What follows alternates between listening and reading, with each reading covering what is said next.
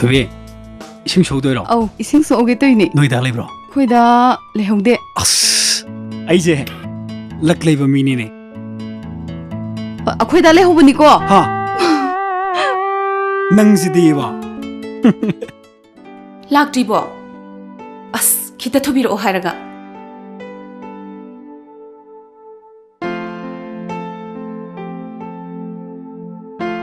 ꯍꯧꯖꯤꯛꯐꯥꯎ ꯍꯦꯛ ꯂꯥꯛꯇꯦꯕꯁꯦ. ꯑꯉꯥꯡ ꯃꯁꯥ ꯁꯥꯏ ꯗꯣꯛꯇꯔ ꯆꯠꯃꯤꯟꯅꯁꯦ ꯍꯥꯏꯔꯒ ꯍꯧꯖꯤꯛꯐꯥꯎ ꯍꯦꯛ ꯂꯥꯛꯇꯦꯕꯁꯦ.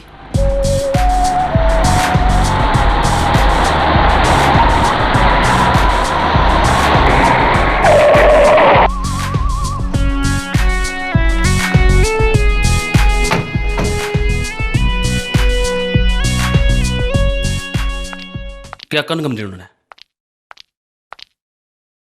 Ngasaydagi angang masa saba sungan handeba. Kitang thuna lakpiyo hairaga. Asko office thadu ga tatawni. Parisan aptawse.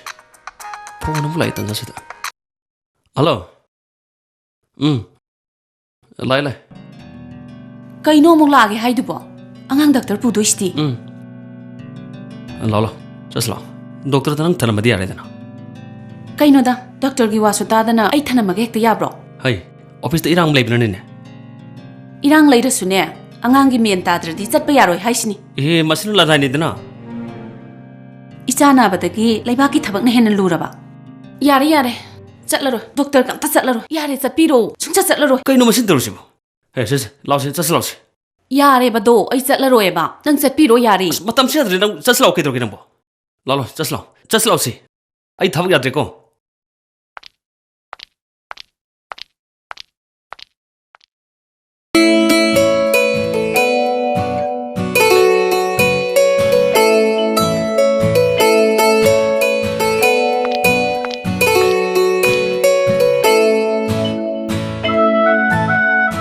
Ine, ai se ugi ke. Mangoloiro.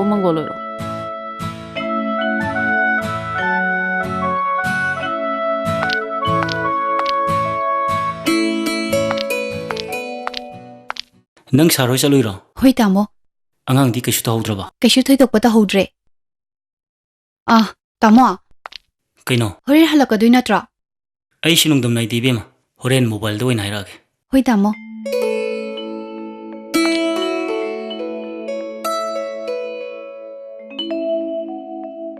Nine, aigi form fill up to haying tawba yaradra. Yani. Adubu kayamuk changdoino ne. 2,000 piro. Hoi. Nine, chalulu ura. Hoine cha khara thaksine. Adudi ai chalulu ki. Hoi.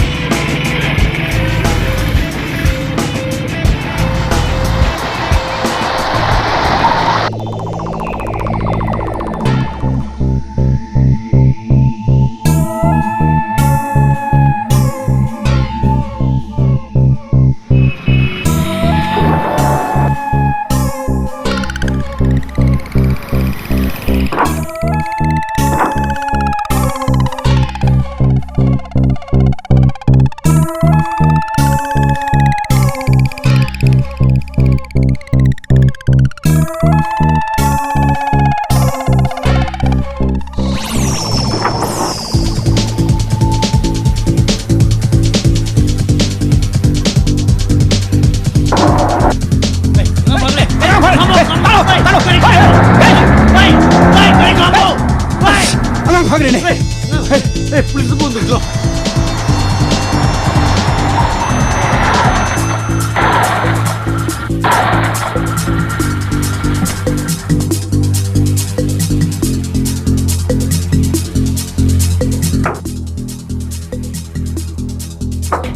Tanja sida mu gari yaslaktrene mase.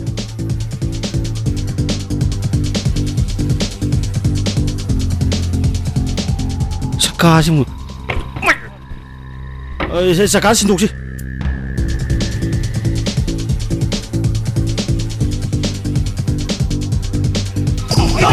Police! Come on! Hey, get off! Oi! Alere! Come on! Oi! Stop! Oi! Get it out!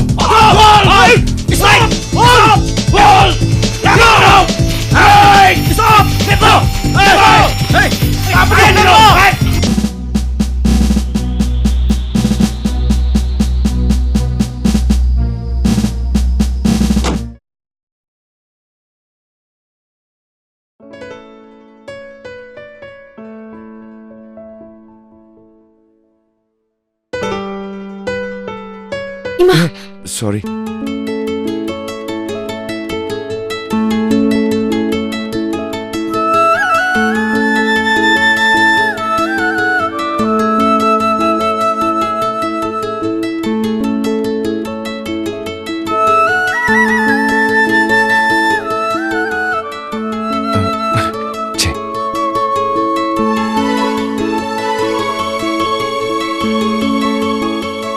ꯁꯤꯗ ꯇꯝꯕꯤꯕ꯭ꯔꯣ? ꯀꯩ department ꯂꯩꯕꯤꯕꯅꯣ? Chemistry department. ꯑꯣ. ꯂꯣꯏꯗ꯭ꯔꯤꯕꯣ? ꯂꯣꯏꯔꯦ. ꯂꯥꯛꯑꯣ ꯆꯠꯁꯦ.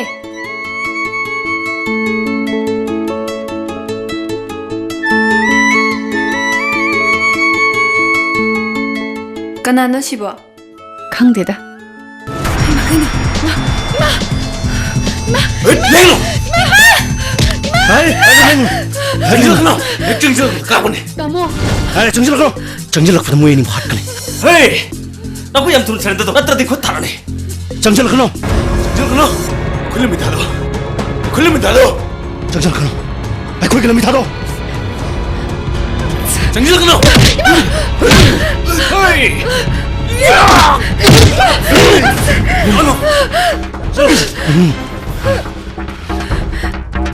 Move!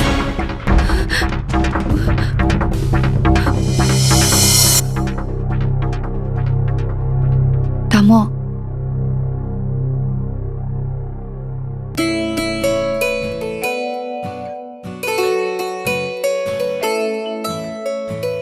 Thank you very much. It's okay, sir. ꯅꯪ ꯂꯩꯔꯝꯗ꯭ꯔꯕꯗꯤ ꯑꯁꯤ ꯏꯁꯜꯂꯅꯤꯁꯤ ꯐꯤꯕꯝ ꯇꯥꯔꯝꯗꯕ ꯌꯥꯏ. ꯏꯅꯥꯎꯒꯤ ꯃꯤꯡꯗꯤ ꯀꯔꯤ ꯀꯧꯕ? ꯇꯣꯝꯄꯣ ꯀꯧꯏ, ꯁꯔ.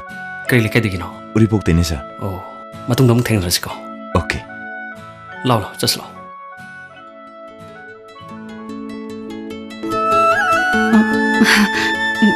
ꯆꯠꯂꯨꯈꯤꯒꯦ. ꯍꯣꯏ.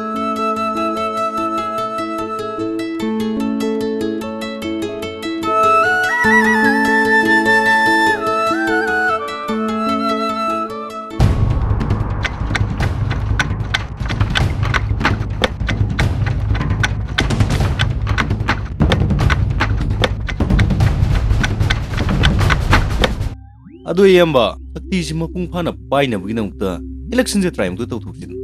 ꯍꯥꯏꯒꯨꯝꯕꯗ ꯏꯌꯥꯝꯕ ꯑꯃꯨꯛꯇꯪꯗꯤ ꯌꯦꯡꯊꯣꯛꯁꯤꯗꯅ. ꯚꯣꯠꯀꯤꯕꯨꯗꯤ ꯑꯩꯅ ꯂꯦꯞꯄꯗꯤ ꯁꯣꯏꯗꯅ ꯀꯥꯅꯤꯅꯦ. ꯁꯤएम ꯍꯥꯏꯔ ꯑꯩꯒꯤ ꯈꯨꯠꯇ ꯂꯩ. ꯑꯩꯒꯤ ꯀꯦꯟꯗ꯭ꯔꯗꯨꯗ ꯑꯩꯅ ꯚꯣꯠ ꯂꯦꯞꯄꯦ ꯇꯥꯕꯗ ꯑꯩꯒꯤ ꯏꯁꯛꯁꯤ ꯎꯕꯗ ꯀꯤꯗꯅ ꯂꯣꯏ ꯊꯥꯗꯔꯛꯑꯗꯧꯅꯤ. ꯍꯩ ꯀꯩꯅꯣ? Yamba! Yamba! ꯍꯩ ꯀꯩꯗꯧꯔꯦ? ꯑꯩ ꯄꯨꯂꯤꯁꯀꯤ ꯈꯨꯠꯇꯒꯤ ꯅꯥꯟꯊꯣꯛꯁꯤꯜꯂꯛꯄꯅꯦ. ꯄꯨꯂꯤꯁꯅ ꯇꯥꯟꯅꯔꯛꯄ꯭ꯔꯣ? ꯇꯥꯟꯅꯔꯛꯀꯦ. ꯁꯅꯧꯗꯤ? ꯁꯅꯧꯗꯦ ꯄꯨꯂꯤꯁꯀꯤ ꯈꯨꯠꯇ ꯇꯥꯈ꯭ꯔꯦ. Oh my God! ꯑꯗꯨꯗꯤ ꯑꯉꯥꯡꯗꯨ ꯄꯨꯂꯤꯁꯅ ꯀꯟꯈ꯭ꯔꯦ. ꯀꯟꯈ꯭ꯔꯦ ꯑꯃ. ꯑꯩꯈꯣꯏꯅ ꯕꯦꯟꯅꯕꯗ ꯑꯉꯥꯡꯗꯨ ꯁ꯭ꯀꯨꯜꯗꯒꯤ ꯀꯤꯗꯅꯦꯞ ꯇꯧꯗꯨꯅ ꯄꯨꯔꯛꯄꯅꯦ. SP ꯆꯤꯡꯂꯦꯟꯒꯤ ꯄꯥꯔꯇꯤꯅ ꯑꯩꯈꯣꯏꯕꯨ ꯇꯥꯟꯅꯔꯛꯀꯦ. ꯑꯩꯈꯣꯏ MU ꯀꯦꯝꯄꯁ ꯇꯦꯟꯁꯤꯟꯕꯅꯦ. ꯑꯗꯨꯗꯩ ꯈꯨꯗꯣꯡꯊꯤꯕꯗꯨ ꯊꯣꯛꯈꯤꯕꯅꯦ ꯑꯃ. ꯐꯔꯦ. ꯅꯪ ꯀꯔꯤꯝꯇ ꯃꯥꯏꯟ ꯇꯧꯔꯨꯔꯅꯨ. ꯁꯥꯅꯧꯗꯣ ꯑꯩꯅ ꯌꯥꯝ ꯊꯨꯅ ꯊꯥꯗꯣꯛꯍꯟꯒꯅꯤ. ꯌꯥꯝꯕ. ꯃꯈꯣꯏꯒꯤ ꯃꯈꯨꯠꯇꯒꯤꯅꯦ ꯅꯪ ꯑꯃ ꯅꯥꯟꯊꯣꯛꯇꯨꯅ ꯆꯦꯜꯂꯛꯄ ꯍꯥꯏꯕꯁꯦ ꯑꯩꯈꯣꯏꯒꯤꯗꯃꯛꯇ ꯈ꯭ꯋꯥꯏꯗꯒꯤ ꯂꯥꯏꯕꯛ ꯐꯕꯅꯤ. ꯌꯥꯝꯕ. Hey, Thoiba! Thoiba! ꯅꯪꯕꯨ ꯍꯧꯒꯠꯂꯣꯗ. ꯑꯁ ꯑꯩꯕꯨ ꯍꯧꯖꯤꯛ ꯃꯤ ꯑꯃ ꯎꯅꯔꯒꯗꯕꯅꯤ. ꯊꯦꯡꯉꯦ ꯅꯪ ꯍꯧꯔꯔꯣꯏꯃꯦ. ꯍꯦ ꯑꯩꯕꯨ ꯀꯌꯥꯔꯛ ꯀꯧꯒꯦ ꯍꯥꯏꯅꯣ? ꯊꯣꯛꯄ ꯉꯥꯡꯉꯤꯕꯀꯣ.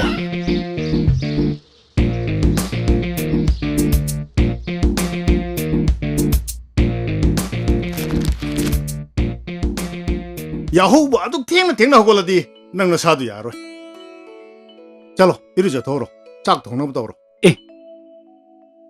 ꯍꯧꯖꯤꯛꯄꯨ ꯆꯥꯛ ꯑꯃꯨꯛ ꯊꯣꯡꯈꯤꯗꯣꯏꯕ? ꯑꯁ ꯑꯩ ꯉꯝꯃꯔꯣꯏ. 짝 통들어디 자라 헬레세 하이로. ꯑꯁ ꯅꯨꯡꯇꯤꯒꯤ ꯁꯨꯝ ꯊꯣꯡ ꯂꯩꯔꯗꯤ ꯀꯅꯥ ꯃꯤ ꯉꯝꯗꯣꯏꯅꯣ? 통드나버 타박두디 낭 실력 야드로. 아이고 아som 오드나 레리 거리기노. 하이로르가봐. 아시 다이렉까니. 하이부 따버니네. 낭 그돌라게 하이노. 라링 마카 땀타방 감 수나트레. 나마나버 또 봉코이디 아 에멜로기도레. ꯅꯪꯗꯤ ꯄ꯭ꯔꯈꯥ ꯈꯨꯗꯤꯡꯒꯤ ꯁꯨꯝ ꯈꯣꯡꯒꯂꯥꯏ ꯆꯨ ꯂꯩꯔꯦ ꯌꯥꯔꯦ ꯇꯥꯅꯤꯡꯗ꯭ꯔꯦ ꯑꯩ ꯑꯗꯨꯝ ꯊꯣꯡꯖꯔꯒꯦ ꯑꯆꯨꯝꯕ ꯍꯥꯏꯔꯗꯤ ꯀꯥꯏ ꯇꯥꯅꯤꯡꯅꯤ ꯅꯁꯥꯅ ꯉꯝꯗ꯭ꯔꯒ ꯉꯝꯗ꯭ꯔꯦ ꯍꯦꯛꯇ ꯍꯥꯏꯌꯨ ꯏꯃꯥꯟꯅꯕꯒꯤ ꯃꯆꯥ ꯃꯁꯨ ꯐꯔꯕ ꯃꯌꯥꯝ ꯑꯃ ꯂꯩ ꯑꯩ ꯍꯥꯏꯅꯕꯤꯔꯨꯒꯦ ꯅꯪꯅ ꯉꯝꯗ꯭ꯔꯗꯤ ꯆꯦꯡꯔꯦꯅꯦ 이베마 마마 자 호호호 따토이베 짜시디 자 탐마게고 마마 타모 아 한번 쉬네 시행리 쉬디 이베마 라퍼더기니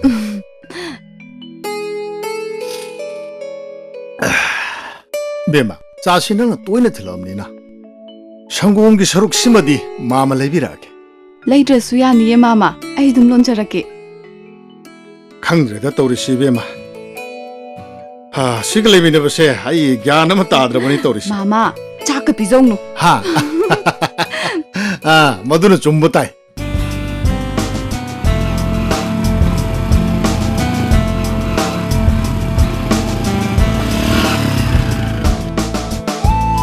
에 따모 ꯅꯪꯗꯤ ꯁꯤ ꯀꯩꯗꯧꯔꯝꯃꯤꯕ ꯀꯔꯥꯏ ꯆꯠꯄꯤꯔꯨꯕꯅꯣ ꯑꯩꯁꯨ ꯁꯤꯗ ꯄ꯭ꯔꯣꯐꯦꯁꯔ ꯑꯃ ꯎꯅꯒꯦ ꯂꯥꯛꯄꯅꯤ ꯄ꯭ꯔꯣꯐꯦꯁꯔ ꯗꯤꯄꯛꯂꯣ ꯑꯧ ꯃꯥꯅꯦ ꯃꯥꯗꯤ ꯁꯨꯇꯤ ꯆꯠꯈ꯭ꯔꯦꯌꯦ ꯑꯩꯁꯨ ꯍꯪꯒꯦ ꯂꯥꯛꯑꯝꯃꯤꯅꯦ ꯑꯣ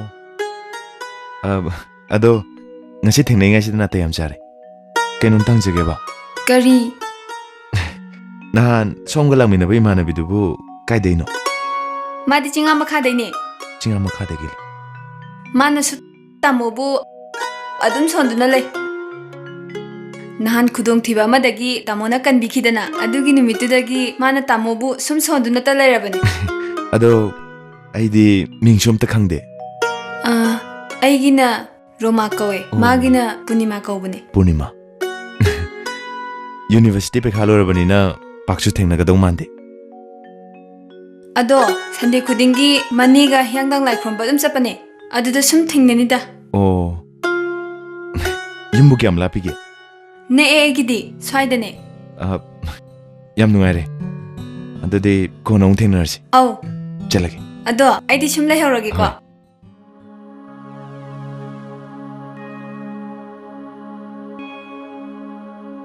ꯆꯥꯛ ꯊꯣꯡꯉꯕꯣ ꯅꯪꯕꯣ 통드리다 피세 수바 로여가 통도이니 따토이베기디 통엄마버 ꯊꯣꯡꯗ꯭ꯔꯤꯗ ꯕꯥꯖꯤꯅ ꯊꯣꯡꯉꯝꯅꯕ ꯉꯁꯤꯗꯤ ꯈꯔ ꯊꯦꯡꯅ ꯆꯟꯗꯣꯏꯅꯤ ꯉꯥꯏꯈꯣ ꯉꯔꯥꯡꯗꯤ ꯕꯥꯖꯤꯅ ꯑꯩꯕꯨ ꯉꯥꯡꯕꯗ ꯂꯣꯏꯈ꯭ꯔꯦ ꯃꯥꯅ ꯉꯥꯡꯉꯤꯉꯩꯗꯨꯗꯅꯤ ꯅꯪꯅ ꯆꯥꯛꯄꯨ ꯂꯥꯏꯗꯣ ꯀꯩꯒꯤ ꯉꯥꯡꯉꯤꯕ ꯍꯧꯖꯤꯛ ꯐꯥꯎꯕ ꯀꯩꯗꯧꯔꯤꯅꯣ ꯃꯥꯕꯨ ꯂꯥꯛꯅ ꯂꯩꯔꯦ ꯍꯥꯏꯌꯦ 마마나 하이도 ꯆꯨꯝꯗ꯭ꯔꯣ 누피 마꼭 티살라게데 ꯑꯗꯣ ꯅꯪꯕꯨ ꯌꯥꯔꯕ꯭ꯔꯅꯦ ꯑꯩꯗꯤ ꯀꯩꯗꯧꯕ ꯌꯥꯗꯣꯏꯕ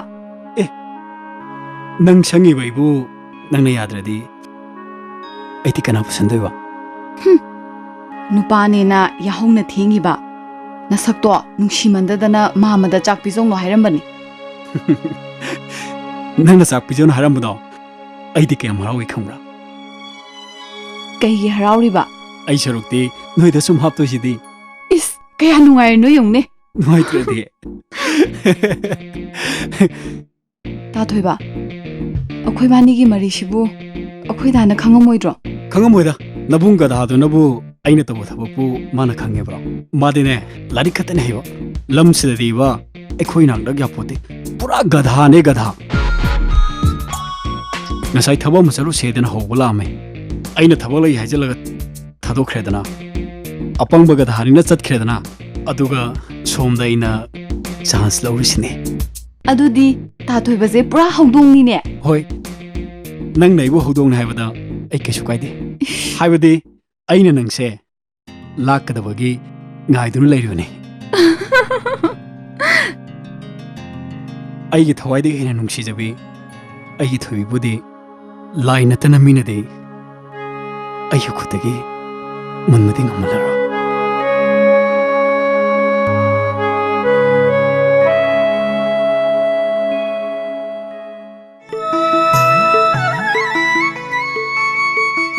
ꯄꯨꯡ ꯀꯌꯥꯗ ꯂꯥꯛꯑꯦ ꯍꯥꯏꯒꯦ ꯄꯨꯡꯗꯤ ꯈꯪꯗꯦꯗ ꯑꯟꯗꯥꯖ ꯃꯥꯔꯤꯕꯒꯤ ꯋꯥꯅꯤꯅꯦ ꯂꯥꯛꯅꯤꯡꯂꯛꯑꯣꯏꯁꯨ ꯈꯪꯗꯕ ꯁꯟꯗꯦ ꯈꯨꯗꯤꯡꯒꯤ ꯂꯥꯛꯑꯦꯗꯤ ꯍꯥꯏꯕꯅꯤ ꯁꯣꯏꯗꯅ ꯂꯥꯛꯀꯗ꯭ꯔꯗꯤ ꯈꯜꯂꯤ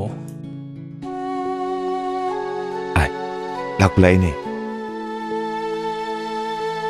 ꯑꯁꯤꯔꯣ ꯀꯅꯥꯅꯣꯝ ꯌꯥꯎꯔꯛꯏꯁꯤꯕꯣ? ꯃꯣꯏ ꯃꯅꯦ ꯑꯣꯏꯔꯝꯒꯅꯤ.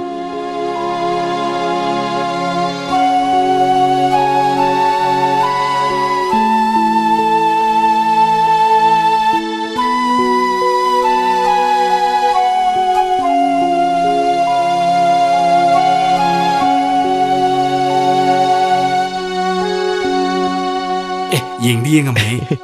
ꯌꯥꯕꯒꯤ ꯏꯪꯒꯜ ꯑꯃ ꯐꯪꯉꯤꯁꯦ. ꯀꯃꯥꯏꯅ ꯇꯧꯁꯦꯕ? ꯉꯥꯏꯕ ꯇꯥꯕꯅꯤ ꯀꯩꯅꯣ. ꯃꯤ ꯃꯅꯦ ꯌꯥꯎꯔꯤꯁꯤ ꯅꯨꯡꯉꯥꯏꯒꯗ꯭ꯔꯣ? ꯌꯥꯎꯖꯅꯨ. ꯀꯟꯗꯤꯁꯟ ꯑꯃ ꯌꯦꯡꯕ ꯇꯥꯕꯅꯤ. ꯑꯩ ꯇꯧꯒꯦꯁꯦ. ꯂꯝꯁꯤꯗꯗꯤꯕ ꯅꯪ ꯀꯔꯤꯝ ꯈꯪꯉꯣꯏ. ꯍꯣꯏꯅꯦ, ꯂꯝꯁꯤꯗꯗꯤ ꯑꯩꯗꯤ ꯄꯨꯔꯥ ꯒꯙꯥ ꯆꯨꯏꯗꯣ. ꯍꯣꯏꯅꯦ, ꯑꯗꯨꯅꯦꯕ.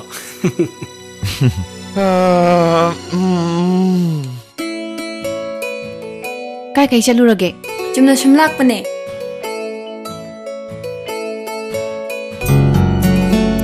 ꯑꯦ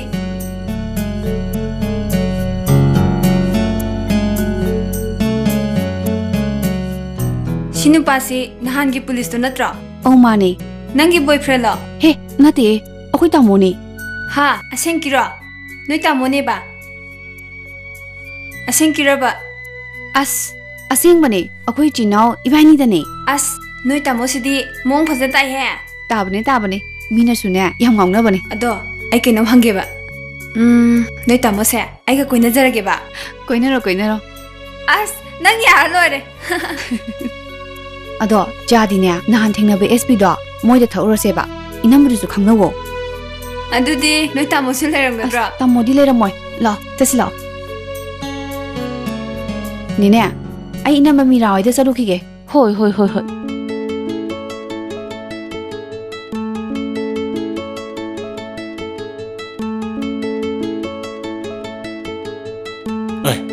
ꯅꯪꯗꯤ ꯉꯍꯥꯟꯒꯤꯗꯨ ꯅꯠꯇ꯭ꯔꯥ? ꯑꯧ ꯃꯥꯅꯤ ꯇꯥꯃꯣ. ꯀꯩꯗꯧꯕ ꯂꯥꯛꯑꯝꯃꯤꯕ? ꯁꯨꯝ ꯆꯨꯝꯅ ꯁꯨꯝ ꯊꯕꯛ ꯑꯃ ꯂꯥꯛꯑꯝꯕꯅꯦ. ꯑꯣ, ꯐꯔꯦ.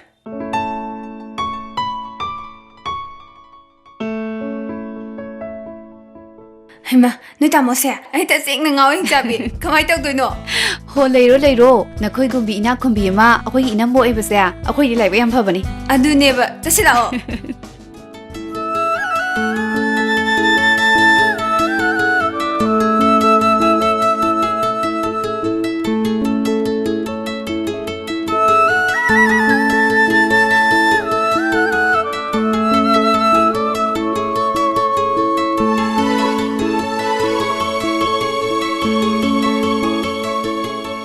ꯂꯥꯏ ꯈꯨꯔꯨꯝ ꯂꯥꯛꯄꯤꯔꯕ꯭ꯔꯣ? ꯉꯁꯤꯗꯤ ꯏꯅꯦ ꯌꯥꯎꯔꯛꯇ꯭ꯔꯕꯣ? ꯑꯩ ꯉꯥꯛꯇ ꯉꯥꯏꯖꯔꯝꯃꯒꯦ.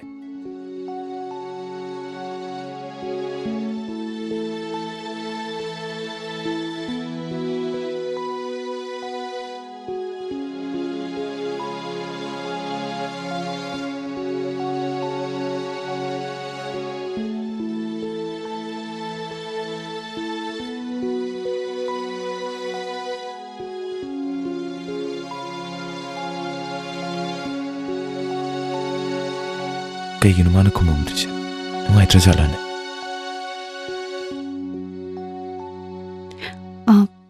ꯇꯥꯃꯣ, ꯂꯥꯏ ꯈꯨꯔꯨꯝꯗ꯭ꯔꯤꯉꯩꯗ ꯃꯤꯅ ꯀꯧꯕ ꯉꯥꯡꯕ ꯈꯨꯝꯕ ꯌꯥꯗꯕꯗꯒꯤ ꯈꯨꯝꯗꯕꯅꯦ. ꯋꯥꯔꯧꯕꯤꯒꯅꯨꯀꯣ. ꯀꯩꯁꯨ ꯀꯥꯏꯗꯦꯗ. ꯅꯍꯥꯟꯁꯨ ꯏꯅꯦ ꯌꯥꯎꯕꯅꯤꯅ ꯋꯥꯔꯤ ꯁꯥꯟꯅꯕꯒꯤ ꯈꯨꯗꯣꯡꯆꯥꯕ ꯐꯪꯍꯧꯗ꯭ꯔꯦ. ꯃꯗꯨꯒꯤꯁꯨ ꯉꯥꯛꯄꯤꯌꯨꯀꯣ. ꯈꯨꯗꯣꯡꯊꯤꯕ ꯑꯆꯧꯕ ꯑꯃ ꯀꯟꯕꯤꯈ꯭ꯔꯒ ꯊꯦꯡꯀ꯭ꯌꯨ ꯍꯥꯏꯕ ꯐꯥꯎꯕ ꯐꯪꯍꯧꯗꯦ. ꯑꯩ ꯅꯨꯡꯉꯥꯏꯇꯅ ꯂꯩꯖꯔꯛꯄꯅꯦ. ꯉꯁꯤꯗꯤ ꯂꯥꯏꯔꯦꯝꯕꯤ ꯏꯃꯥꯅ ꯆꯥꯟꯕꯤꯔꯦ. ꯇꯥꯃꯣꯒꯤ ꯁꯤꯡꯕ ꯉꯝꯂꯔꯣꯏꯗꯕ ꯂꯃꯟ ꯑꯃ ꯇꯣꯟꯁꯤꯟꯖꯔꯦ. ꯑꯩ ꯇꯥꯃꯣꯕꯨ ꯇꯧꯕꯤꯃꯟ ꯈꯪꯕ ꯎꯠꯆꯔꯤ. ꯃꯤꯑꯣꯏꯕꯅꯤ, ꯑꯉꯝꯕ ꯃꯇꯦꯡ ꯄꯥꯡꯅꯕ ꯇꯥꯕꯅꯤ. ꯌꯥꯝꯅꯁꯨ ꯂꯨꯅ ꯈꯟꯕꯤꯔꯨꯅꯨꯗ. ꯑꯗꯣ ꯀꯩꯅꯣꯝꯇ ꯆꯥꯃꯤꯟꯅꯈꯤꯁꯤ ꯌꯥꯒꯗ꯭ꯔꯥ? ꯉꯁꯤꯒꯤꯗꯤ ꯑꯦꯛꯁꯀ꯭ꯌꯨꯁ ꯇꯧꯕꯤꯔꯣ. ꯅꯣꯡꯃ ꯇꯟꯖꯥ ꯆꯥꯕ ꯑꯃꯗ ꯆꯥꯃꯤꯟꯅꯔꯁꯦ. ꯉꯁꯤꯒꯤꯗꯤ ꯑꯩ ꯆꯠꯂꯒꯦ. ꯑꯃꯨꯛꯇ ꯉꯥꯏꯕꯤꯈꯣꯕ. ꯑꯩ ꯑꯗꯣꯝꯗꯒꯤ ꯃꯤꯅꯤꯠ ꯑꯃꯈꯛꯇ ꯂꯧꯖꯒꯦ ꯌꯥꯒꯗ꯭ꯔꯥ? ꯌꯥꯅꯤ, ꯍꯥꯏꯕꯤꯌꯣ. ꯑꯩ ꯁꯣꯝꯕꯨ ꯍꯧꯈꯤꯕ ꯕꯣꯔ ꯅꯨꯃꯤꯠꯇ ꯏꯍꯥꯟ ꯎꯖꯩ. ꯃꯊꯪꯗ MUꯗ ꯊꯦꯡꯅꯖꯈꯤ.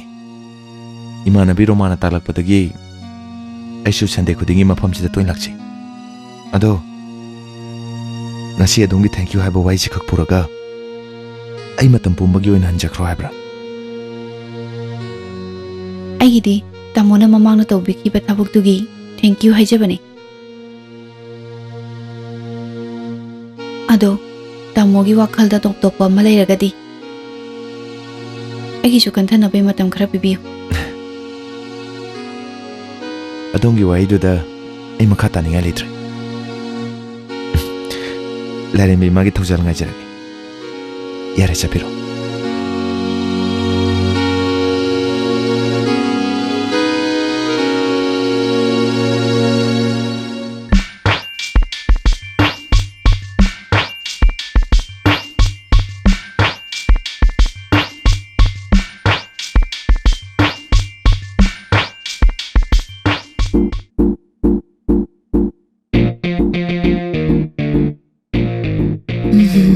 ꯐꯔꯦꯗ ꯊꯣꯏꯕꯤ ꯁꯤꯡ ꯈꯥꯏꯗꯣꯏꯔꯣ? ꯑꯩꯗꯤ ꯈꯥꯏꯔꯣꯏꯗ ꯀꯅꯥ ꯈꯥꯏꯗꯣꯏꯕ? ꯇꯥꯊꯣꯏꯕ ꯉꯥꯏꯔꯤꯅꯤ ꯀꯩꯅꯣ꯫ ꯑꯦ ꯁꯥꯃꯨꯃꯨꯛ ꯀꯟꯕ ꯅꯕꯨꯡ ꯑꯃ ꯂꯩꯔꯒ ꯑꯩꯅ ꯀꯩꯗꯧꯕꯩ ꯁꯤꯡ ꯈꯥꯏꯗꯣꯏꯕ? ꯒ꯭ꯌꯥꯁ ꯂꯣꯏꯈ꯭ꯔꯦ ꯀꯥꯎꯊꯣꯛꯄꯗꯒꯤ ꯑꯩꯈꯣꯏ ꯗꯥꯗ ꯍꯥꯏꯍꯧꯗ꯭ꯔꯕ ꯑꯗꯨꯅꯅꯤ꯫ ꯀꯔꯤꯒꯨꯝꯕ ꯑꯩ ꯂꯥꯛꯑꯝꯗ꯭ꯔꯒꯗꯤ ꯀꯝꯗꯧꯕ? ꯑꯩꯈꯣꯏ ꯗꯥ ꯊꯣꯛꯈ꯭ꯔꯕꯅꯤꯅ ꯍꯪꯗꯣꯡ ꯂꯝꯕꯣꯏꯕ ꯑꯆꯧꯕ ꯑꯃ ꯂꯥꯛꯑꯅꯤ ꯈꯪꯕ꯫ ꯑꯗꯣ ꯑꯩꯅ ꯈꯥꯏꯔꯣ ꯍꯥꯏꯔꯗꯤ ꯀꯝꯗꯧꯕ? ꯈꯥꯏꯗ꯭ꯔ ꯇꯣꯛꯎꯅ, ꯑꯩꯁꯨ ꯈꯨꯠ ꯄꯥꯜꯂꯤ ꯀꯩꯅꯣ꯫ ꯍꯦ ꯑꯩꯅ ꯐꯥꯒꯤ ꯇꯧꯕꯅꯦꯕ꯫ ꯑꯩ ꯂꯩꯔꯒ ꯑꯩꯒꯤ ꯊꯣꯏꯕꯤꯅ ꯀꯔꯤ ꯑꯋꯥꯕ ꯊꯕꯛ ꯁꯨꯗꯣꯏꯕ? ꯒ꯭ꯌꯥꯁ ꯂꯣꯏꯔꯦ ꯍꯥꯏꯔꯗꯤ ꯃꯅꯥꯛꯅ ꯀꯣꯛ ꯍꯥꯏꯔꯛꯄ ꯌꯥꯗ꯭ꯔꯣ? ꯍꯩꯃꯥ, ꯇꯥꯊꯣꯏꯕꯒꯤ ꯒ꯭ꯌꯥꯁ ꯑꯦꯛꯁꯇ꯭ꯔꯥ ꯂꯩꯍꯧꯕ꯭ꯔꯣ? ꯍꯧꯖꯤꯛ ꯊꯣꯡꯅꯔꯤꯗꯣ ꯁꯠꯇꯣꯛꯑꯒ ꯀꯣꯛ ꯄꯣꯔꯒ ꯂꯣꯏꯔꯦ ꯀꯩꯅꯣ꯫ ꯐꯔꯦ ꯑꯗꯨꯗꯤ ꯋꯥꯕ ꯐꯅꯕ ꯑꯩ ꯁꯪꯒꯣꯝ ꯂꯣꯜꯂꯛꯑꯒꯦꯀꯣ꯫ ꯍꯣꯏ ꯌꯥꯏꯌꯦ꯫ ꯍꯦ ꯊꯣꯏꯕꯤ, ꯑꯩ ꯀꯣꯛꯁꯦ ꯀꯩꯅꯣꯝ ꯇꯧꯈ꯭ꯔꯦ꯫ ꯀꯩꯗꯧꯔꯒꯦ? ꯀꯩꯗꯧꯔꯒꯦ? ꯑꯩ ꯀꯣꯛꯁꯦ ꯀꯩꯅꯣꯝ ꯇꯧꯈ꯭ꯔꯦ꯫ ꯍꯥ ꯐꯝꯃꯨꯀꯣ, ꯑꯩ ꯏꯁꯤꯡ ꯂꯧꯔꯨꯒꯦ꯫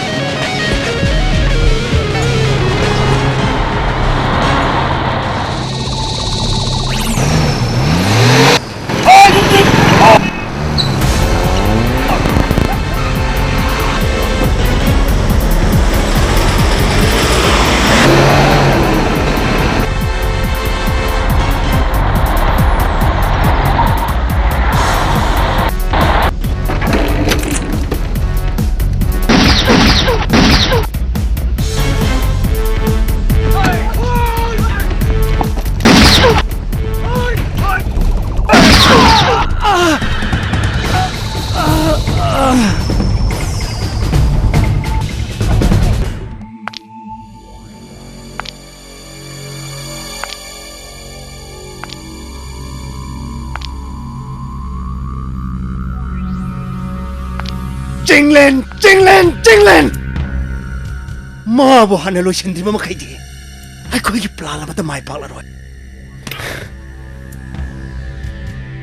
Yamba, lupa crore amagi posang mangki baibse. Aikoigi achauba kaiba mane. Mado mangba yaroi. Mado aikoigi khuta amo halaknanaba. Poram mama yat patai. Adudi kari toksigi yamba. Yamba ya pamude taibi. Aikoi mai pangno hona jake. SP Chinglen. Aiga yamna nangnaba marupne. Oh. Thokliba crime khudingmakki mastermind aini haibase. Mangonda khangan biyade. Yamba. Kariguma matamda nakhoina khudong thiba taba tarbasu. Mado khangjin batai. Yamba. Mabu loisinbagi plan di. Kok sijan batai.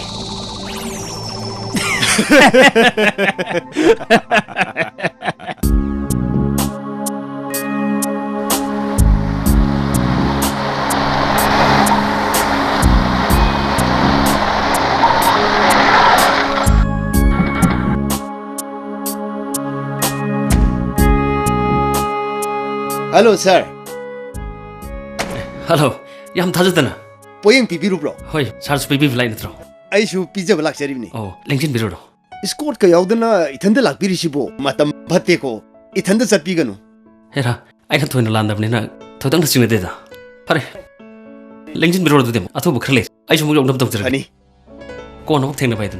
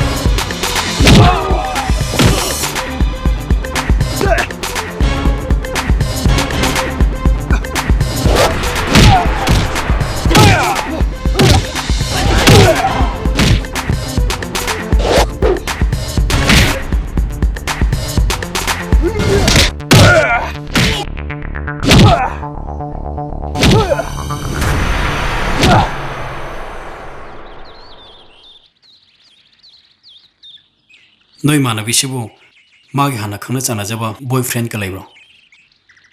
Madi study the thawai me awbone. Lambi sidaga changsin po natrida. Aduga aigi di leire. As ekhoi manabasisu yam chamjabani. Magi so hangbo egedobani. Ado aigi di kireda leiba. Mida sinusu nungshinabaga lari male. ꯃꯁꯤꯕꯨ ꯅꯨꯄꯤꯅꯦꯅ ꯀꯣꯏꯔꯤꯕ ꯅꯨꯄꯥꯗꯨ ꯃꯁꯛꯄꯨ ꯈꯪꯅꯤꯡꯈ꯭ꯔꯦꯗ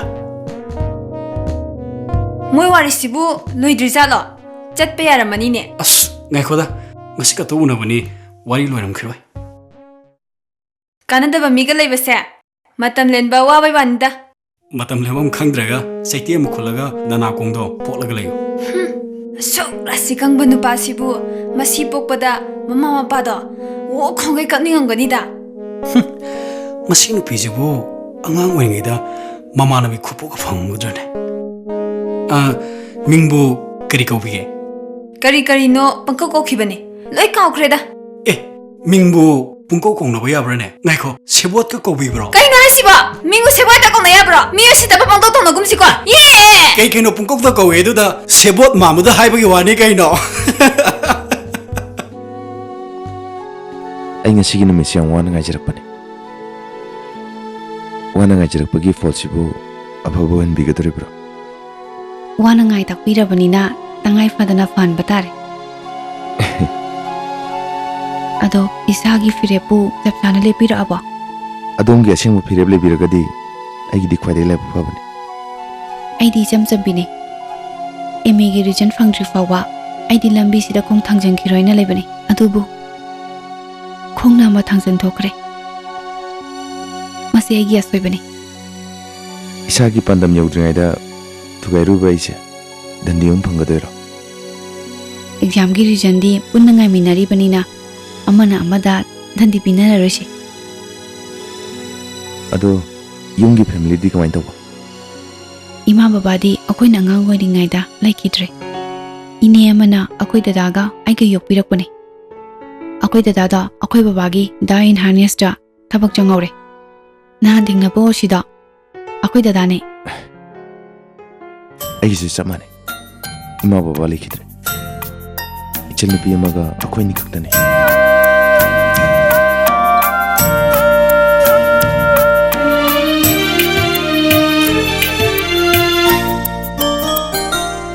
तपना तपना नुंशिरक्लेने तुमिन तुमिन्ना अशुम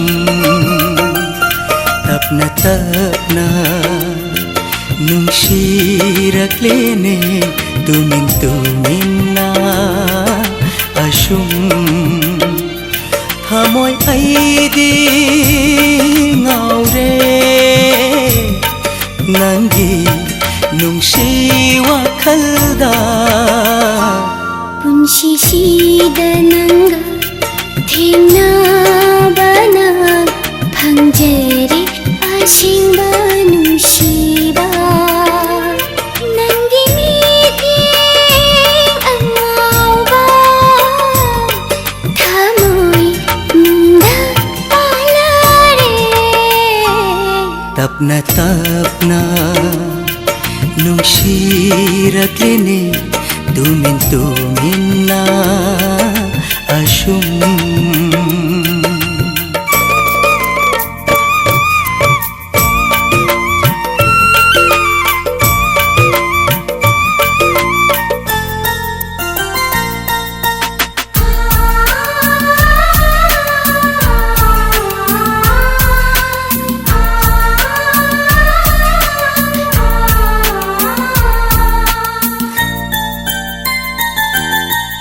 ईश्वर गुमनला चरे नंगो मिको खुदिं थामोय नुंदा ईश्वर गुमनला चरे नंगो मिको खुदिं थामोय नुंदा तांजबी मपोगनी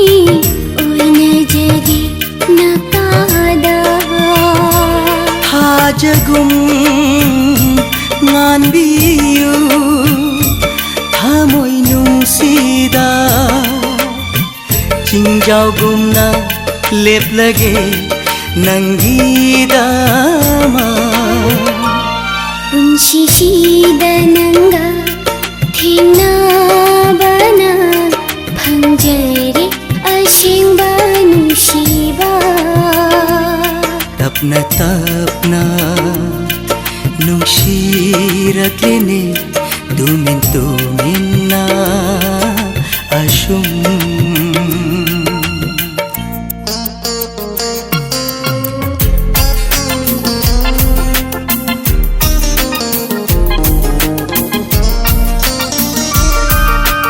ngairibani panthungi numito ikuthekna ngai ngamdana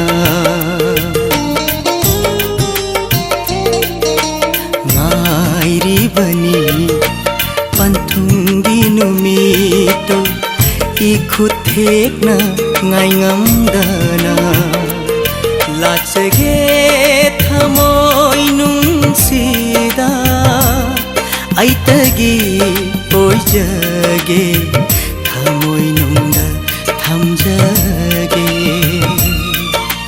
nungti numi khuding lachari aigi thamoi lakanunda nungti numi khuding lachari aigi thamoi lakanunda nungshi pujabu tapna tapna nungsirakline tumin tumin na asum Shishida-nanga Thengna-bana Phangjare Ashingba Nungsiba Nangi miting Angauba Thamoi nungda palare tapna tapna nungsirakline tumin tumin na asum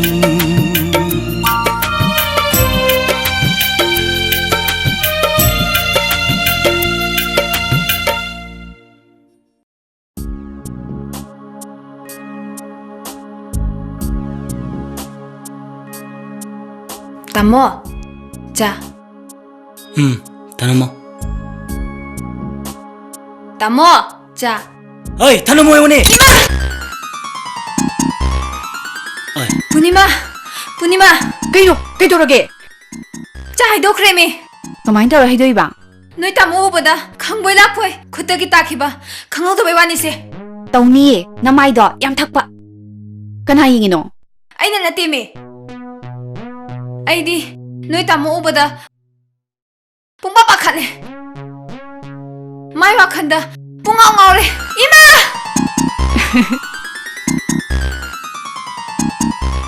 Kai denu ne sibo.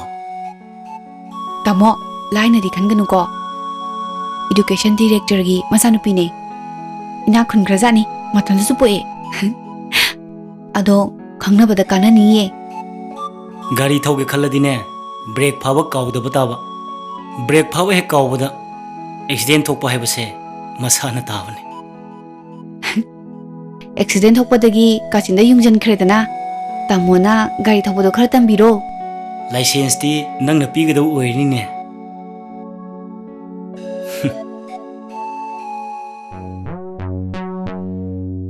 Hey, chakhela.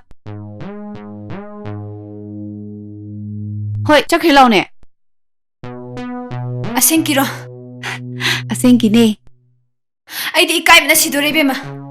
Ado paudi phongna halidana. Aigidi kari gift pidoino. Nate, maba saukhibraba. Saudi bema no oga sakrabane. Yarabani yaraba. Adudi handaki waza lobada nangi post ama sure. Udaba yam koire tamo se kamdobirige. Kamdoni ai di officer oi haudrabnina koi chatna lairedana adubo kamdorige Aisu sum nungaijari haitare tamo. nungaib tamni ne nungaib imungde leibnina natrane sir Adudi ngahak phambiramo ai chalon jarukhige. hoi hoi hoi Laktok lakpu kari birage aibu tanase. wari aru wamtang sarga tanagi lakseribni Atur suke doge ekta aibu tanase ke doge. Aina ngam batang orde kaino hekta pangthol er ke doge. ngarang pot ama phabi bro pot haidi hera ama haina bido adu kari mari lena ba ai gadi mari lena di misak tu na ingonda contact tor payo ani kari hari ba poto pitho piro huge amount amaga khusina se harai ba matu accept to biru sir makoi gumba phatra bu mahik sing se maru phang mangan ge lek me se ha ai sai na waru bino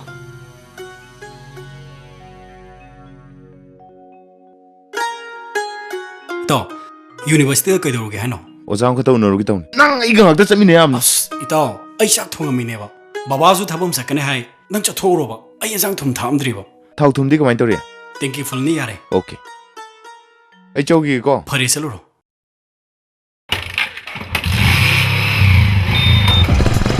chalo ko pare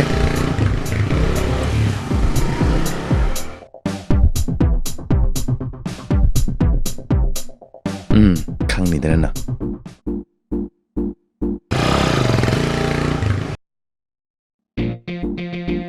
baby ए अखोई दादी ता थोइबगा थबक चटनी ना खोखिना kogula me aini kada taw galai thoro ba nahung gada tu di khangja da bunni sakre da na अस ता थोइबा नंगसिदी कदर याम थिमल्लिको आई नंग लोइना गदब book तनसले kaido we tan doi ba nuksina wa ba sidi singak tini bema nanak tagi lamning po nati ado nangmuna sa do khara farabo खरा फरे कहीं गाड़ी में कौन सी वो अखोई दाना ट्रो चलो नंग चीन करो ai ma thing no yaro ye चलो अखोई दा लाज फरक तारनी इसी sidalo ki अदे यारो ये अदे लोलो चंगो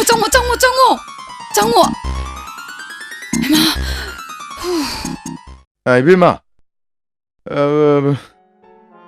tamu doctor do phone tori ne na hu jimo am ta poro hai ne us हयेंग ओइना चलसिदा hauji sangai da mi uno horaga nasado kai giden wa trinu yeng thoro lore अस चाक सु थोंदरी फी सु सुदरी हयेंग ओइना चलसेबा ददाई थबक तो हान चपिरो बा ai gi thabak tagi nang gi thabak tu ne luine us cha tu jo a akoi hotel dra kan char si ini wede jang si cha si jo lo chilo हयेंग कोना चसिबदा ye आई थबक सु लेयेबा chalo mi nang ba thabak tu horen kon taro ba chalo chalo si hogolo si si hogolo ba chalo lo chalo ba chalo mi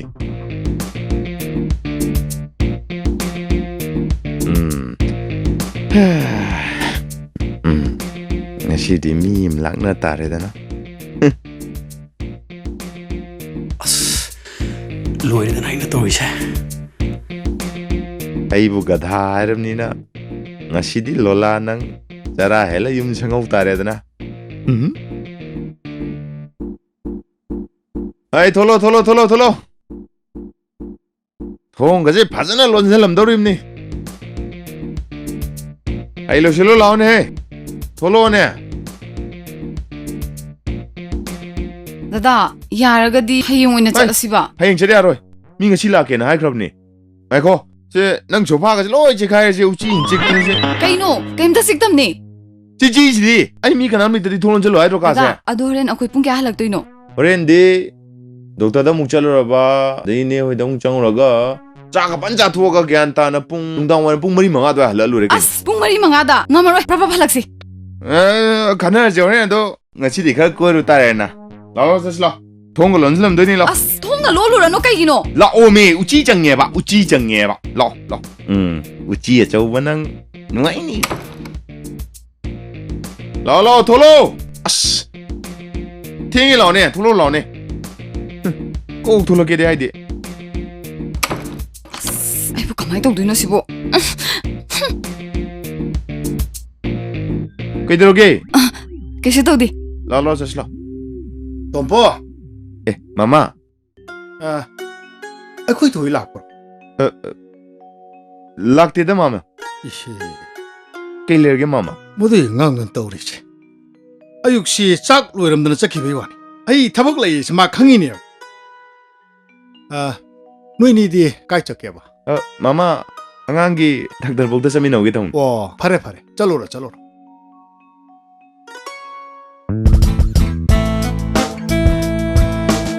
काकलो काकलो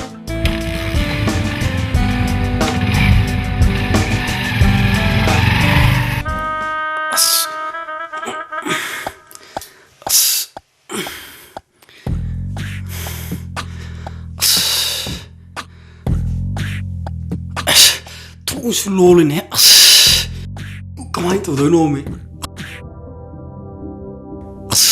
Aku tunggu ini ne.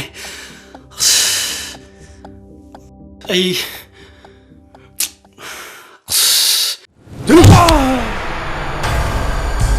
Karino, nak kau ni wari cari cari harga. Ayo, apa macam pulih ba? Pulih macam thadung ne. Lengu, lengu nung kap kun. Nak kui piu ayu di man bidru gino. Adu gamai sempam di. Karena pibu ngam dino. Nak uji piu gam. Pibu sungong ngam hari. Masih saya tiro. Saya ini warak tu dia aro. Nang uji pasha piu hai piu. Terakunuko. Piu piu na. Diabetes lebih pesel mana? Wah ge, amuk tak aku. Wah siapa tak tahu ko. Gi tahu pamani le. Tahu cingna bohona bada. Pasha kaya ama. Lambi gi kursa kaya ama. Nakoi asyik mana juga khangdi, asal mana juga khangdi. Ngayak lera amma mulakan ni. Aku bukan mai tahu ni hingo hari beno. Nakoi ni hari berpasha singa do piba. Sungong ngomoi hari bisi. Piba ngomoi hari bisi. Sungong ngomoi hari bisi ni. Pujilah. Itu, polis le.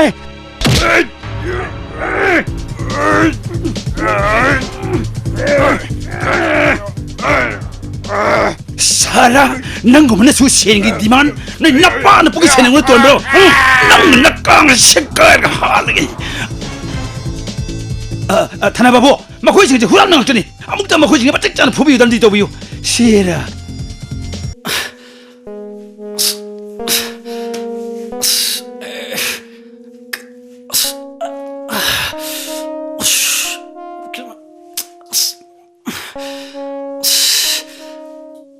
Lamban.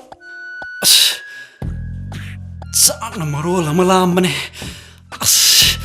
Amma sih na marol ama. Ay.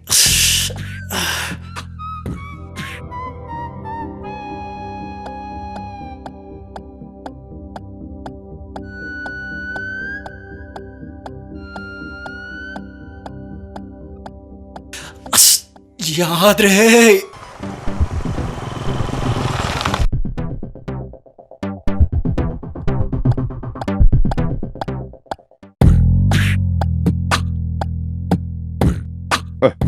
Ay sanjang ini kan amu udah jalan.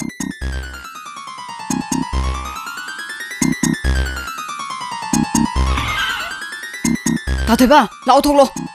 Dadado, sumna kan sakre. Masali kan sa lo lao. Lao ko. Kenong karo. Lao thoklo. Lao. Kaino do pai du na. Kisunate. Biama, ay noy amon na laroy daw ne.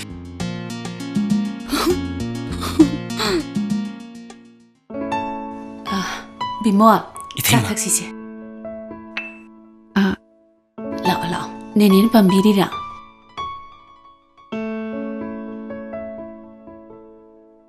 Tamo, cha tha ase.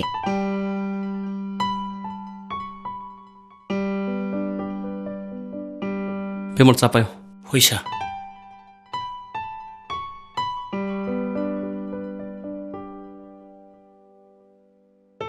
Itima. Yumda leibaga quarter da leibaga sibo itaimagi mota karamane hena nungaige. Leibagi budi yumda leiba muk nungaiba leipo nate da bimo. Aduda irang phattabanina quarter da leibana radi sep oidana.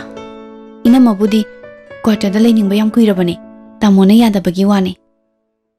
Ado akoi sharna di quarter da bu leining drida. Noi sargi mittadi mi khuding makse loina phana oi. Apa pata isi mama na tolong betapa tu gimana kapon ni. Masih dah kerja nung saat ni leti.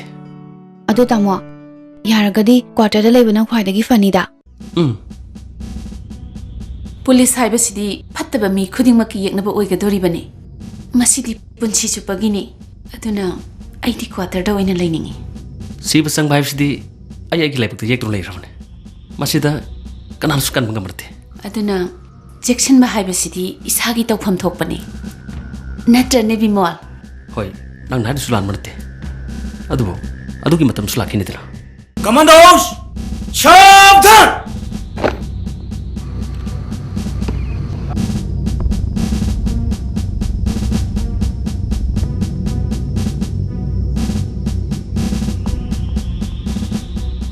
Besram Lamdam sida nong kang na thok leba huran chinthi mi hat me pun ponamak se masi ponamak se control to na rabagi damak koi police force ling lebane control to gdaba police force na asugum huran chinthi ki thabak sida yoksal patar bade karama mongdra koi da praja singna thajab thami turse Sangbidan koi da ain ngak na rabagi damak ta pirip khulai selba uniform ponamak sing se isara isabu ngak sa tar bade police ki moral se no no likha tar pata bane Kargil war da thawai da pantha phikraba athoba siphai jing dugi damak lamdam sigi praja jung phawba thamoi sok teng thar khibane aduga ekoi police force sibadna lamdam sigi praja sing thamoi da awasena phawdrip sikari gino masi punamak si ekoi police force simbu praja sing thajab mang khibti natra aduna ekoi matang chan collection butai lambi da check to mutamda paisa khar gi damak mi amagi punchibu mamalitan khandokpa phangliba paisa khar duna punchi chupa nuai jab sunati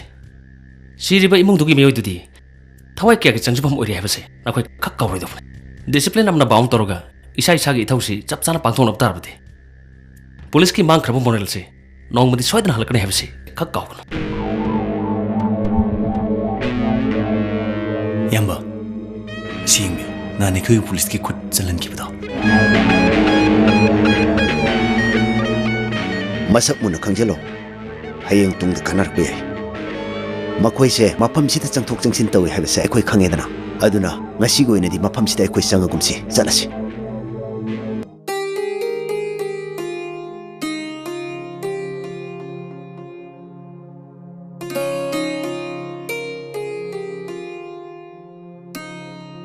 Che puruse Ngasidi nabani ki perkhari jil phajabagi ain nga lei bitare na Tamo nga dadi ay kalejirani. Nga dadi noi tamo leijara sanuda. Ado tampok nangbu thabak sibu karam pamigi Khangdre tamo hojing matam sidadi phangwa mai tayar ai dina khoi gumba mating leiban ha sidi police officer dum oiningine Tompo oirunuko Manipur gi irang mata sidane police officer ka oiba ya pot nate ekhoi kari paula kadage khanbada ahinga mata inthinungai na tumpo nate Purnima nangna yarunuko Ado tamo akhoni thabam khada chacharuki oh chalo Inama chalo kige chalo ai ngana lau ko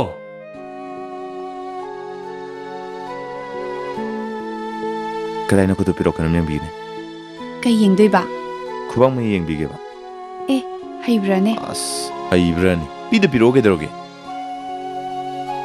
Ye nati oido piro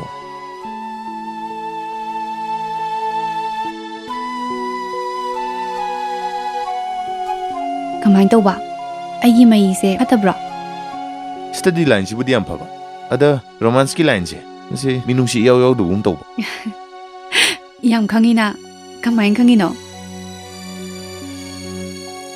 ITC gi lai se toina interest laite Nini gi tung ilaga lai khrom sapana hena pamjai Ai tamo thengnaram dadine lamboi bi ama oram basu yai Oh adadi puina phangada binu pma aina papki lambi da chingchen birabani ne adumna su atana khanganu da pamasa khangaga puina phangbaduna hena fai hainai Oh adadi aisi nangi papki guru tare ne Ado nang hauji tagi lining binu pmo ikitargadi kokpe aroidaba dos ama lerni karigya Karigebu nangbu lining lambi da pusingadoriba munido nangi nasakna to urubadane ngau khidana nang yeng dane lining ba pungau kok khideba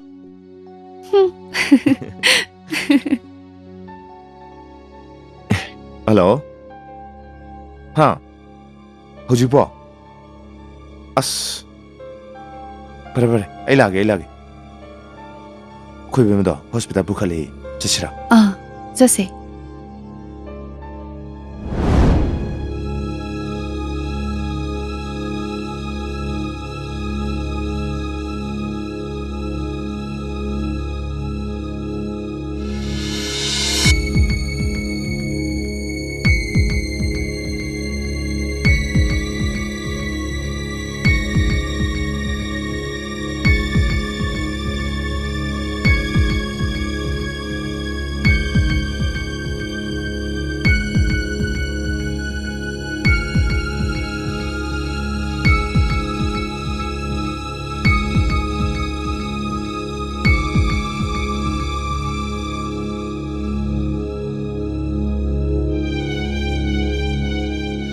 doctor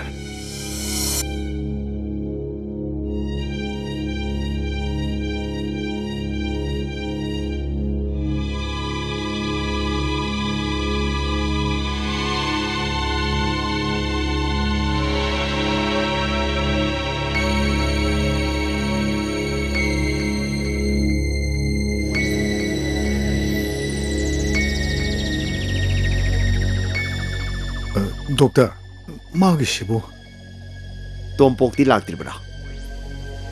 ꯄꯥꯎ ꯍꯥꯏꯖꯈ꯭ꯔꯦ ꯂꯥꯛꯑꯅꯤ. ꯃꯥ ꯂꯥꯛꯑꯒ ꯑꯩꯒꯤ ꯅꯥꯛꯇ ꯑꯝꯇ ꯆꯪꯍꯜꯂꯣ. ꯍꯣꯏ ꯐꯅꯤ ꯗꯣꯛꯇꯔ.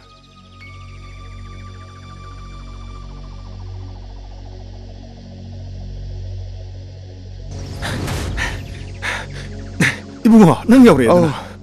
뱀아, 뱀아, 제 밑방어. 깐데 너 맘스보. पुखीद इसिंग सोक्ता तासनबने 하. करिगुम्बा आइना थेंगनरमद्रगदि फिबाम तारमोइतो. 독터는 부케 할마게 마마. 이붕아, 인젝션 아니 까우크래. 닥터도 이붕아부 항감이 마이 까드 라오 하람이.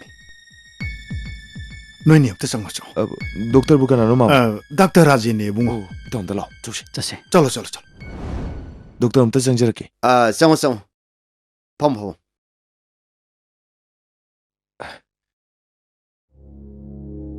독터 이철기 분시시부. ꯅꯪ ꯃꯉꯣꯟꯗꯗꯤ ꯍꯥꯏꯗꯣꯛꯈ꯭ꯔꯕ꯭ꯔꯥ?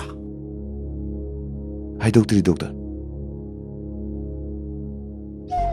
कइनो हाइसबो इताव थोबिग लायंसि कइनो हाइयो इताव आइमोंदा ताफम थौद्रो हाइयो थोबिग लायंसि कइनो इताव ब्रेन ट्यूमर. हाँ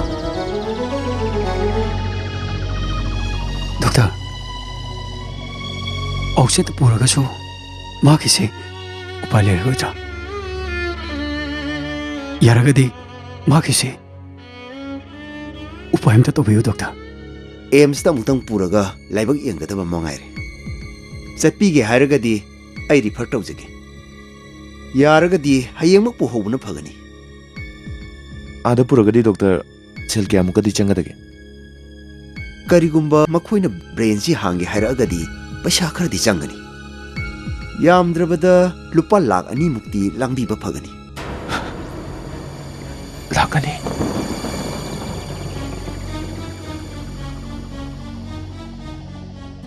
डॉक्टर हयेंबो रिफर तौनबा तोबियो हयेंमक सोइदना पुजगे इताव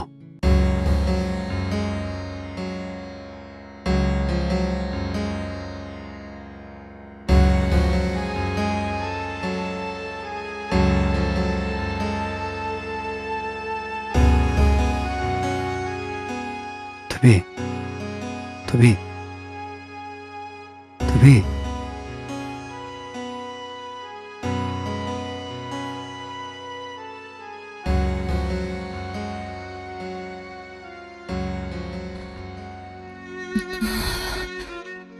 अथोइबा ददा लाक्ट्रिबो मायुम चक्रिए ताथोइबा अय वारे ताथोइबा नंग कैसु तोरसे हयेंमक नंग देली तो पुरदोइने सिददि ngamaro haibro ताथोइबा ऐसे फरखिद्रो फने मतुंग दमु हरक्तनबने नंग कैसु तोरय अई फरोये ताथोइबा नोइना अइबु आदा पुबिरनु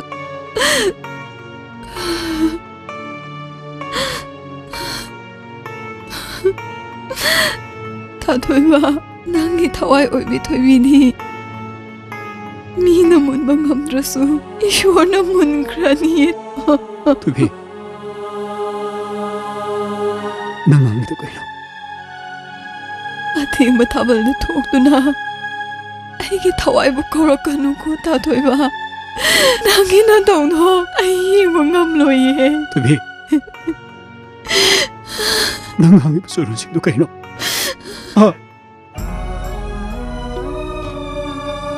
नंग हांगी तो कइनो ꯑꯩꯅ ꯅꯪꯒꯤ ꯅꯅꯥꯛꯇ ꯂꯩꯔꯝꯃꯈꯩꯗꯤ ꯂꯥꯏ ꯑꯣꯏꯔꯕꯁꯨ ꯅꯪꯕꯨ ꯑꯩꯒꯤ ꯈꯨꯠꯇꯒꯤ ꯃꯨꯟꯕ ꯉꯝꯃꯣꯏ ꯊꯣꯏꯕꯤ ꯅꯪꯕꯨ ꯑꯩꯒꯤ ꯈꯨꯠꯇꯒꯤ ꯃꯨꯟꯕ ꯉꯝꯃꯣꯏ ꯊꯣꯏꯕꯤ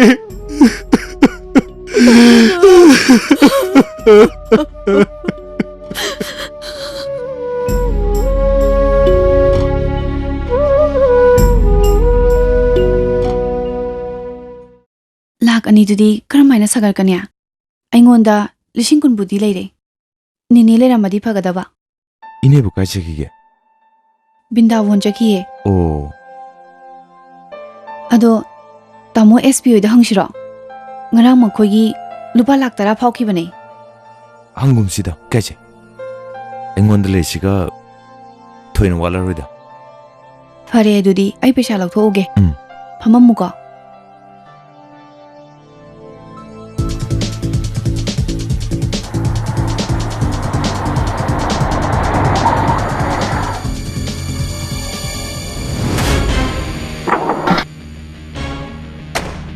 에, 랭은어. 그놈 엠 떠비르시봐. 아이, 저, 그다이다.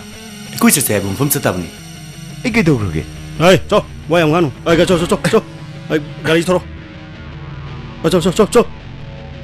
에이, 정정.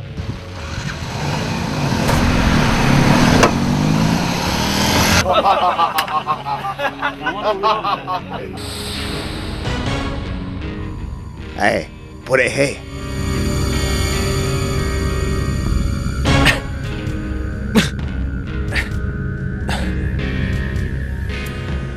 Hey, pulipito thado.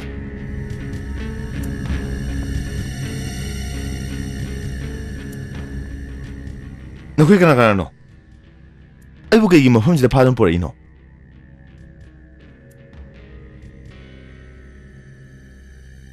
Pakat ꯅꯪꯉꯣꯟꯗ ꯀꯔꯤꯁꯨ ꯇꯧꯔꯣꯏ ꯑꯩꯈꯣꯏꯒꯤ ꯊꯕꯛ ꯑꯃꯒꯤ ꯗꯔꯀꯥꯔ ꯑꯣꯏꯗꯨꯅ ꯅꯪꯕꯨ ꯃꯐꯝ ꯑꯁꯤꯗ ꯐꯥꯗꯨꯅ ꯄꯨꯔꯛꯏꯕꯅꯤ ꯀꯔꯝꯕ ꯊꯕꯛ ꯅꯆꯟꯅꯨꯄꯤ ꯍꯣꯁꯄꯤꯇꯥꯜꯗ ꯂꯩ ꯍꯌꯦꯡ ꯗꯦꯜꯂꯤꯗ ꯄꯨꯒꯅꯤ ꯂꯨꯄꯥ ꯂꯥꯛ 2 ꯗꯔꯀꯥꯔ ꯂꯩ ꯅꯠꯇ꯭ꯔꯥ ꯃꯗꯨ ꯄꯤꯅꯕꯅꯤ ꯑꯩꯅ ꯅꯪꯕꯨ ꯄꯨꯔꯛꯍꯜꯂꯤꯕꯁꯤ ꯑꯩ ꯅꯣꯏꯒꯤ ꯃꯇꯦꯡ ꯄꯥꯝꯗꯦ ꯑꯩꯕꯨ ꯌꯥꯝ ꯊꯨꯅ ꯊꯥꯗꯣꯛꯄꯤꯌꯨ ꯑꯩꯈꯣꯏꯒꯤ ꯃꯇꯦꯡ ꯂꯧꯗꯕ ꯌꯥꯔꯣꯏ ꯑꯗꯨꯒ ꯅꯪꯁꯨ ꯑꯩꯈꯣꯏꯒꯤ ꯃꯇꯦꯡ ꯄꯥꯡꯉꯝꯗꯕ ꯌꯥꯔꯣꯏ ꯑꯩꯅ ꯀꯔꯤ ꯃꯇꯦꯡ ꯄꯥꯡꯒꯗꯧꯔꯤꯕ ASP ꯁꯤꯡꯂꯦꯟꯕꯨ ꯃꯌꯨꯝꯗ ꯆꯪꯂꯒ ꯅꯪꯅ ꯃꯥꯕꯨ ꯍꯥꯠꯄ ꯇꯥꯕ ꯀꯔꯤ ꯃꯥꯗꯤ ꯀꯩꯗꯧꯕꯩ ꯍꯥꯠꯀꯗꯧꯔꯤꯕ ꯃꯥꯅ ꯑꯩꯈꯣꯏꯒꯤ ꯊꯕꯛ ꯈꯨꯗꯤꯡꯃꯛꯇ ꯐꯦꯜ ꯑꯣꯏꯍꯜꯂꯦ ꯅꯪꯅ ꯃꯔꯝ ꯑꯣꯏꯗꯨꯅ ꯃꯃꯥꯡꯗ ꯃꯤꯑꯣꯏ ꯑꯅꯤꯁꯤ MUꯗ ꯐꯥꯍꯟꯈꯤꯕꯅꯤ ꯑꯩꯅ ꯊꯕꯛ ꯑꯗꯨ ꯇꯧꯒꯅꯤ ꯈꯟꯕ꯭ꯔꯥ ꯅꯆꯟꯒꯤ ꯄꯨꯟꯁꯤ ꯀꯟꯅꯤꯡꯂꯕꯗꯤ ꯅꯪ ꯊꯕꯛ ꯑꯗꯨ ꯇꯧꯕ ꯇꯥꯕ ꯅꯣ 이천기 분치 건너보기다막 ꯑꯩꯅ ꯈꯣꯏꯗꯒꯤ ꯄꯩꯁꯥ ꯗꯔꯀꯥꯔ ꯂꯩꯇꯦ ꯕꯣꯏ ꯌꯥꯝꯕ ꯃꯥꯕꯨ ꯌꯦꯡꯍꯜꯂꯣ ꯐꯒꯅꯤ ꯌꯥꯝꯕ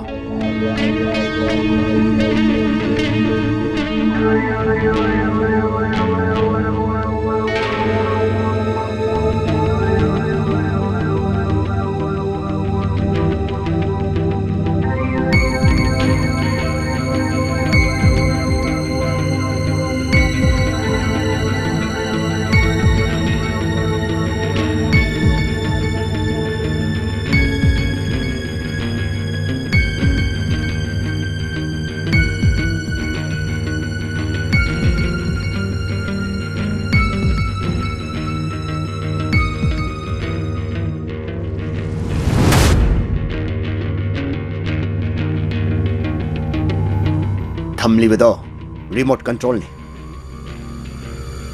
ꯁꯨꯏ ꯑꯃ ꯅꯝꯕꯗ ꯅꯆꯟꯒꯤ ꯄꯨꯟꯁꯤ ꯂꯣꯏꯒꯗꯧꯔꯤꯕꯅꯤ ꯃꯔꯝ ꯑꯗꯨꯅ ꯅꯪ ꯊꯕꯛ ꯑꯗꯨ ꯇꯉꯥꯏ ꯐꯗꯅ ꯇꯧꯒꯗꯕꯅꯤ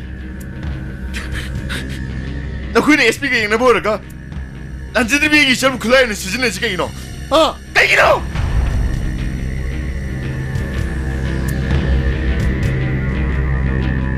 파토 얌바. 사노 얌바. 나코이노 마부 SP기 마윰 따나 뿌르가 타바가도 마부 빵토르 타바가도 빵토르바 마뚱다 마기 더카르 베 센파마도 비나버기다막 마부 마파마시다 모 포르카다바니 파그니 얌바. SP기 분시가 나선기 분시가 까난 버루 외버기 하이버도 मुन्ना खलगा नंग थबक दो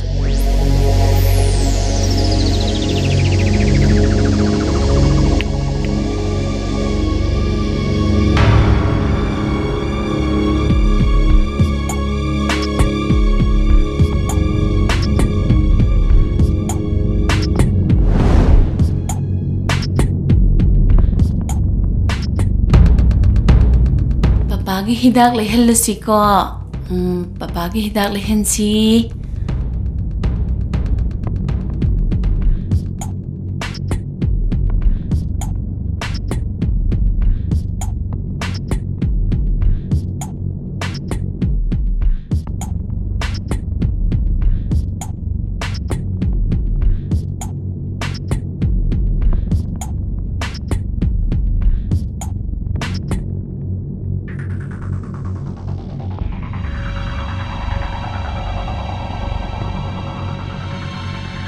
Tompo.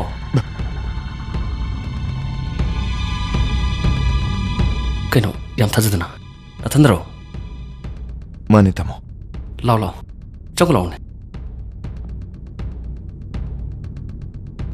Lao lao. Chango lao ne. Ai jo akshan nuai tadana office kam salam dravne.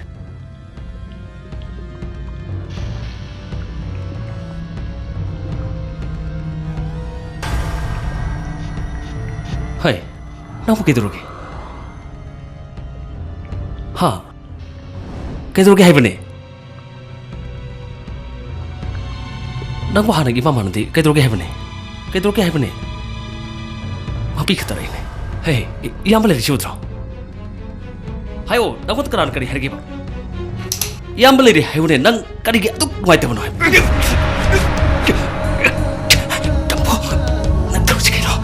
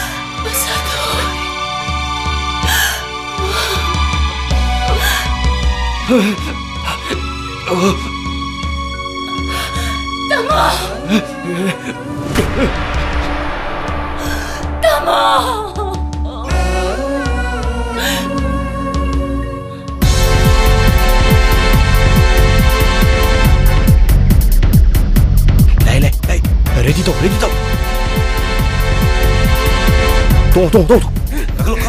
Lao, come on. Lao. Tunggu dulu. Hey, kalau. Nego.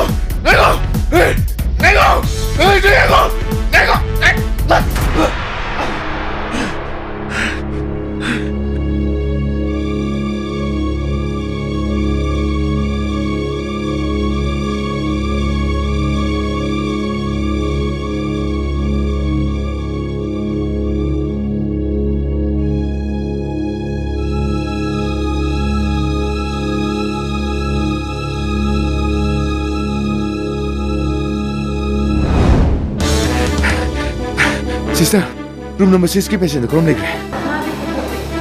वो तक रेडी.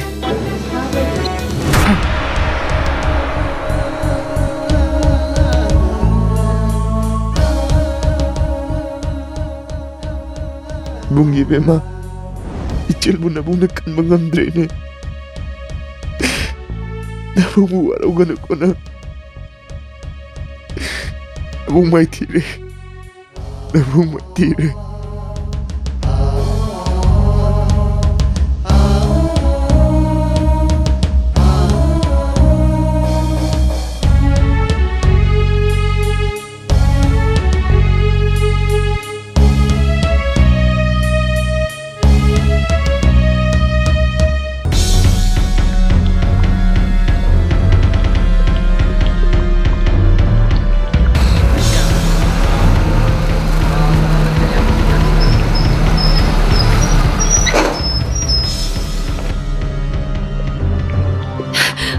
खरा थुबिरो ट्रॉली दो खरा थुना पुबिरो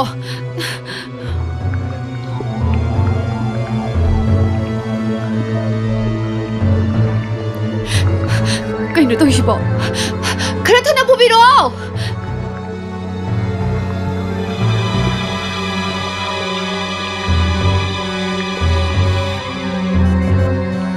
kita tuh udah biuba ingat mah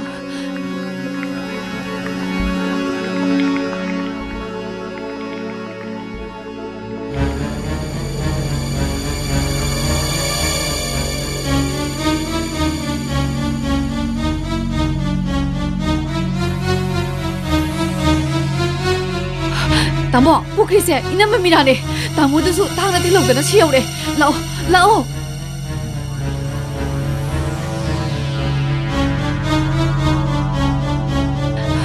Tamo, mobile yau bra? Yau.